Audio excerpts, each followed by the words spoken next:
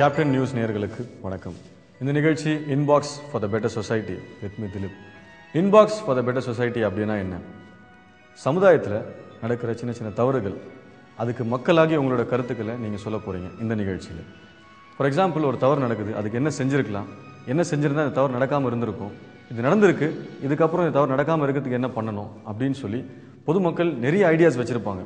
ஒரு சில சூப்பரான ஐடியாஸ்லாம் வந்து அதை ஃபாலோ பண்ணி அந்த சிஸ்டமே மாறுற அளவுக்கு கூட ஐடியாலாம் வச்சுருப்பாங்க. அந்த மாதிரி ஐடியாஸை நீங்கள் இந்த நிகழ்ச்சியில் ஷேர் பண்ண போகிறீங்க.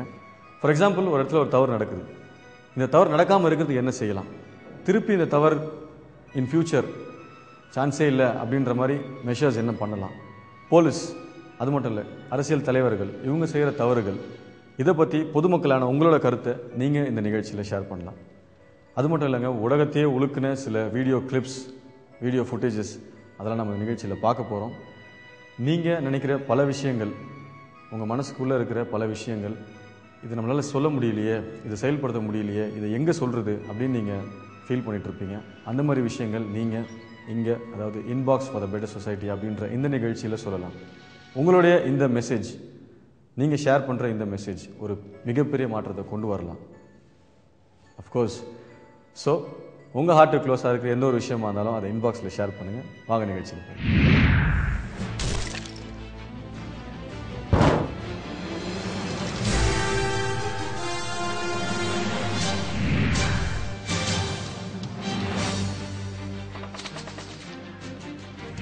நம்மளுக்கு வந்திருக்கிற ஃபர்ஸ்ட் மெயில்.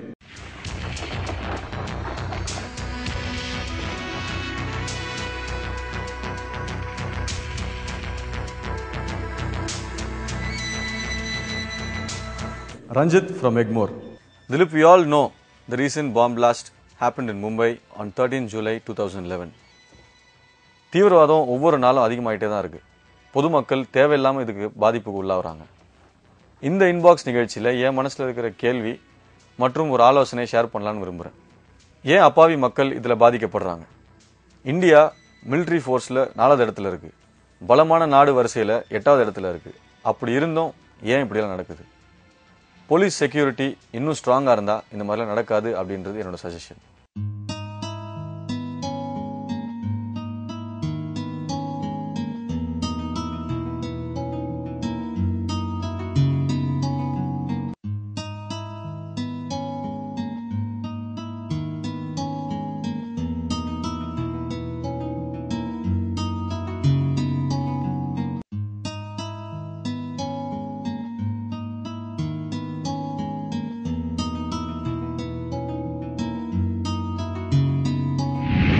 இவரோட மெயிலில் என்ன சொல்லியிருக்காருன்னா, தீவிரவாதம் பற்றி சொல்லியிருக்காருங்க. இப்போ ரீசெண்டாக நடந்த மும்பை பாம்பு பிளாஸ்ட், அந்த பிக்சர்ஸ்லாம் கூட நீங்கள் பார்த்துருப்பீங்க. பார்க்கவே ரொம்ப கொடூரமாக இருக்குது.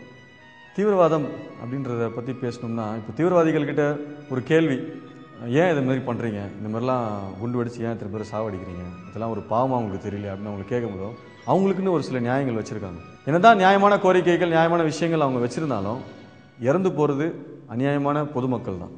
அநியாயமாக இறந்து போகிறது யாருன்னு பார்த்தீங்கன்னா பொதுமக்கள் மட்டும்தான். ஸோ அது ஏன் நடக்குது? இப்போது மும்பை கேட்வே ஆஃப் இந்தியா அங்கே தான் இருக்குது அப்படின்னு சொல்கிறாங்க. பட் தீவிரவாதிகளுக்கே அது ஒரு மிகப்பெரிய கேட்வேயாக இருக்கே அப்படின்னு ஒரு ரஞ்சித் சொல்லியிருக்காரு. ஏன்னு பார்த்தீங்கன்னா, இப்போ மட்டும் இல்லைங்க, நிறைய பாம்பு பிளாஸ்ட் ஸ்டார்டிங் ஃப்ரம் 1993 எக்கச்சக்கமான ஒரு பாம்பு பிளாஸ்ட் வந்து மும்பையில் தொடர்ந்து நடந்துகிட்டே இருக்குது. இப்போது செக்யூரிட்டி சிஸ்டம் அந்தளவுக்கு பீக்கில் இருக்குது அப்படின்னு சொல்லிட்டு இருக்காங்க. பட் ஸ்டில் இந்த மாதிரி ஒரு பாம்பு பிளாஸ்ட் ஈஸியாக நடந்துட்டு போயிட்டுருக்கே, இதுக்கு என்ன காரணம், எங்கே லேக் ஆகுது, எதனால் இந்த விஷயம் நடக்குது, இதில் அரசியல் குறுக்கீடு இருக்கா, இல்லை பேசிக்காக செக்யூரிட்டி சிஸ்டம்லாம் டைட்டாக இருந்தாலும் நடக்காது அப்படின்றது தான் நம்ம ரஞ்சித் அவரோட கருத்து. அவர் என்ன மீன் பண்ணுறாருன்னு உங்களுக்கு புரியுதுன்னு நினைக்கிறேன். போலீஸ், ஃபார் எக்ஸாம்பிள், ரோட்டில் ஒரு பொருள் கிடக்குது, மக்கள் வந்து அதை சந்தேகப்படுறாங்க, இந்த பொருள் ஏன் இங்கே இருக்குது அப்படின்னு சொல்லி கம்ப்ளைண்ட் பண்ணால் அந்த கம்ப்ளைண்ட் எந்த அளவுக்கு சீரியஸாக எடுத்துக்கிறாங்க.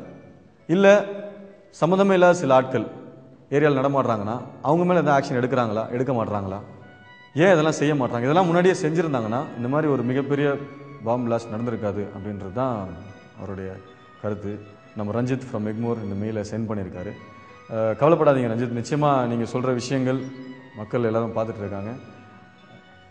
யார் மேலேயாவது எந்த டவுட் இருந்தாலும், இல்லை போலீஸ் ஒருத்தர் பிடிச்சி ஆக்ஷன் எடுக்கிறதுக்கு நிச்சயமாக நீங்கள் அனுப்பின இந்த மெயில் ஒரு என்கரேஜிங்காக இருக்கும்னு நினைக்கிறேன். இன் ஃபியூச்சர் இந்த மாதிரியான பாம் பிளாஸ்ட் வரக்கூடாதுன்னு நம்ம ப்ரே பண்ணிக்கலாம், அதுதான் சொல்ல முடியும். ஸோ ரஞ்சித், ரொம்ப ஒரு யூஸ்ஃபுல்லான மெயில் நீங்கள் சென்ட் பண்ணியிருக்கீங்க. நிச்சயமாக எல்லாரும் இன் ஃபியூச்சர் இதை ஃபாலோ பண்ணவங்க அப்படின்னு நாங்கள் நம்புகிறோம். Anyway thanks a lot for your mail. நம்மளுக்கு வந்திருக்கிற அடுத்த மெயில் தேவிகா ஃப்ரம் சேட்பட். இவங்க என்ன சொல்லியிருக்காங்கன்னா,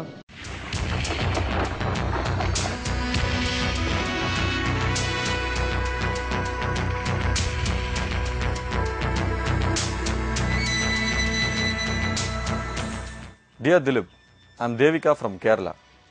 I am now staying in Chetpet, Chennai. I came here for an official conference. வணக்கம் திலீப், என்னோட பேர் தேவிகா. நான் கேரளாலேருந்து இந்த மெயிலை சென்ட் பண்ணுறேன். ரீசெண்டாக சென்னையில் ஒரு மீட்டிங் அட்டென்ட் பண்ணுறதுக்காக நான் வந்திருக்கேன். சென்னையில் டிராஃபிக்கை பார்க்கும்போது ரொம்ப கஷ்டமாக இருக்குது. சென்னை மாதிரி மெட்ரோபாலிட்டன் சிட்டியில் இன்னும் டிராஃபிக் ஏன் சரியாக இல்லை அப்படின்னு தோணுது. இதனால் மீட்டிங் போக வேண்டிய டைமுக்கு நான் போக முடியல.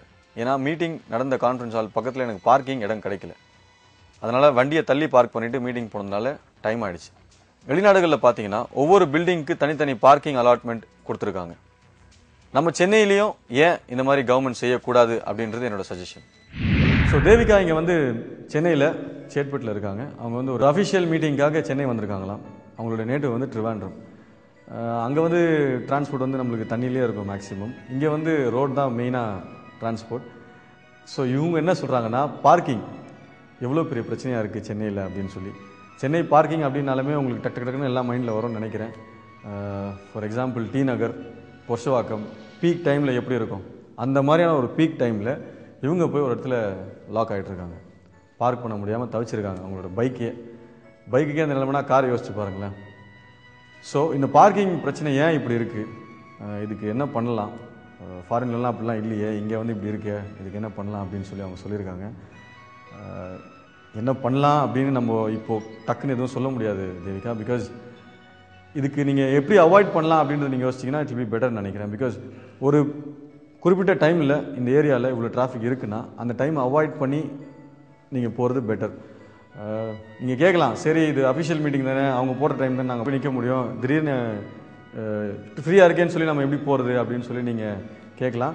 அந்த மாதிரி நேரத்தில் கூட நீங்கள் என்ன பண்ணலான்னா, ஃபார் எக்ஸாம்பிள் ஒரு இடத்துல தான் டிராஃபிக் பிளாக் ஆகி அங்கே லாக் ஆகி இருக்குதுன்னா அதுக்கு முன்னாடி நீங்கள் பார்க் பண்ணிவிட்டு போனீங்கன்னா தட் வில் பி பெட்டர். இப்போதைக்கு அதான் செய்ய முடியும். பட் கூடிய சீக்கிரம் கவர்மெண்ட் இதுக்கான மெஷர்ஸ் எடுத்துகிட்டு தான் இருக்குது. உங்களுக்கும் நல்லா தெரியும், ரோட்ஸ் எல்லாமே இப்போ ப்ராட் ஆகிட்டு வருது வர. ஸோ இந்த பார்க்கிங் பிரச்சனை நிச்சயமாக ஒரு ஈஸியான விஷயம் ஆகிடும். ஃபாரின் நீங்கள் சொல்கிறீங்க இல்லையா, ஃபாரின்லலாம் இந்த மாதிரிலாம் பிரச்சனைலாம் இல்லைங்க அப்படின்னு சொல்கிறீங்க. அதே மாதிரி நம்ம ஊரில் இந்த பிரச்சனைலாம் இல்லைங்க அப்படின்னு சொல்கிற அளவுக்கு நிச்சயமாக இந்த பார்க்கிங் ப்ராப்ளம் ஒரு சொல்யூஷன் கண்டிப்பாக அது கிடைக்கும். எனிவே சென்னையில் ஒரு முக்கியமான விஷயத்தை பற்றி நீங்கள் ஷேர் பண்ணிடுவீங்க. Thanks lot. இது வரைக்கும் 2 மெயில் பார்த்தோம். First mail Ranjith from Egmore. அவர் என்ன சொல்லியிருந்தாருன்னா, அந்த பாம் பிளாஸ்ட் பற்றி சொல்லியிருந்தார். ரொம்ப ஒரு பயங்கரமான ஒரு விஷயம் தாங்க அது.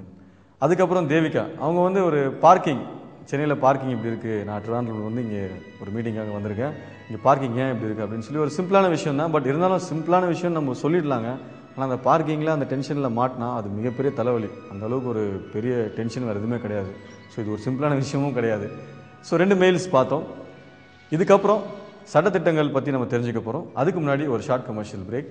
Stay tune.